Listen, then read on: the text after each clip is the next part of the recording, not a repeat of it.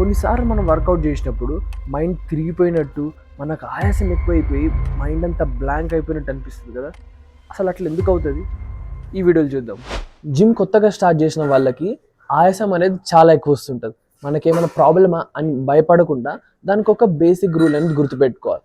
ఏంటంటే, వర్కౌట్ చేసేటప్పుడు మనకు నార్మల్ రిక్వైర్మెంట్ కంటే కొద్దిగా ఎక్కువ కావాల్సి వస్తుంది, బ్లడ్ ఇంకా ఆక్సిజన్. దానికోసం మనకు లంగ్స్ అనేటివి కొద్దిగా ఎక్కువ పని చేస్తాయి. ఇప్పుడు మీకు రిక్వైర్డ్ ఉన్న ఆక్సిజన్ అనేది అందకపోతే బ్రెయిన్కి సిగ్నల్స్ అనేటివి రావు. కాన్స్టెంట్గా తనకు ప్రెషర్ అనేది వస్తూ ఉంటుంది కాబట్టి దానికి ఏం చేయాలో అర్థం కాక బ్లాంక్ అయిపోతుంది, లేదా తల తిరిగినట్టు అవుతుంది. మన హార్ట్ అనేది రెగ్యులర్గా బ్లడ్ పంప్ చేస్తుంది కదా. వర్కౌట్ టైంలో నార్మల్ కంటే కొద్దిగా ఎక్కువ రిక్వైర్మెంట్ ఉంటుంది. ఆ రిక్వైర్మెంట్ని అచీవ్ చేయాలంటే హార్ట్ ఎక్కువ పని చేయాల్సి వస్తుంది. ఆ ఎక్కువ పని చేయడంలోనే మనకు ఆయాసం అనేది ఎక్కువ అవుతుంది. సో మన ఆ కెపాసిటీ ఎలా పెంచుకోవాలి? గ్రాడ్యువల్గా అది ఇంక్రీజ్ అవుతూ ఉంటుంది. మీరు రెగ్యులర్గా వర్కౌట్ చేస్తుంటే ఒకటేసారి ఓవర్ ఇంటెన్సిటీ చేస్తే హార్ట్ కెపాసిటీ అనేది తట్టుకోలేక మీకు చాలా వేరే ఇష్యూస్ వస్తాయి.